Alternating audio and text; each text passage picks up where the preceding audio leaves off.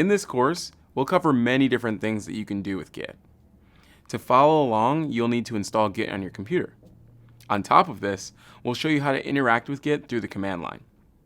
So, if you aren't yet already familiar with the command line, this is your opportunity to brush up.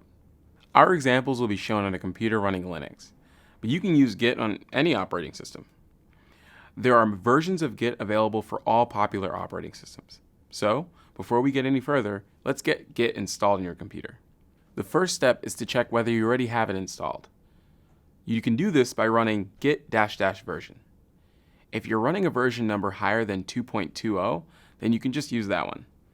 If you get an error message or an older version number, you'll need to install the current version. If you use a package management system like apt or yum on Linux, Chocolatey on Windows, or Homebrew on Mac OS, you can just install Git through that. If you don't use a package management system, then you can download the latest executable installer from the official website and deploy it on your computer. On Linux, installing and using Git is pretty straightforward. You can install it with the command apt install git or yum install git, and after that, you'll have Git installed and ready to use. On Mac OS, you can even have it installed when you run git ---- version. If Git isn't installed, this command will ask you if you want to install it and then download it and install it for you. Alternatively, you can also download it from the website and install it by following the prompts. Once it's installed, you'll be able to use it from the command line just like any other tool. On Windows, after downloading and executing the installer, you'll need to go through a bunch of different configuration options. These options come with pre-selected defaults that usually make sense to just keep. Pay attention to the editor question though.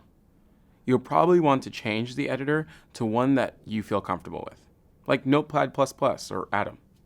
One interesting thing about the Windows installation is that it comes preloaded with an environment called MinGW64. This environment lets us operate on Windows with the same commands and tools available on Linux. So you can practice some Linux command line tools on your Windows machine. After installing Git on your Windows machine, you'll be able to use Git from the Linux command line. And if you selected the default option for the path environment question, you'll be able to also run it from the PowerShell command line. If you want to understand more about each option involved in the installation on Windows, check out the optional video where we'll talk about the available options and when you might want to select something different from the default. Throughout this course, we'll talk about how to do things from the command line. Some integrated developer environments, or IDEs, let us interact with Git through graphical interfaces, and it's fine to use those if you feel more comfortable with them.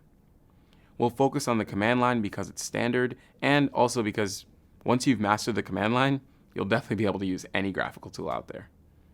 In the next video, we'll look into the options you can set when installing Git on a Windows machine. This video is optional. If you've already set up Git on your computer, you can jump ahead to the next video.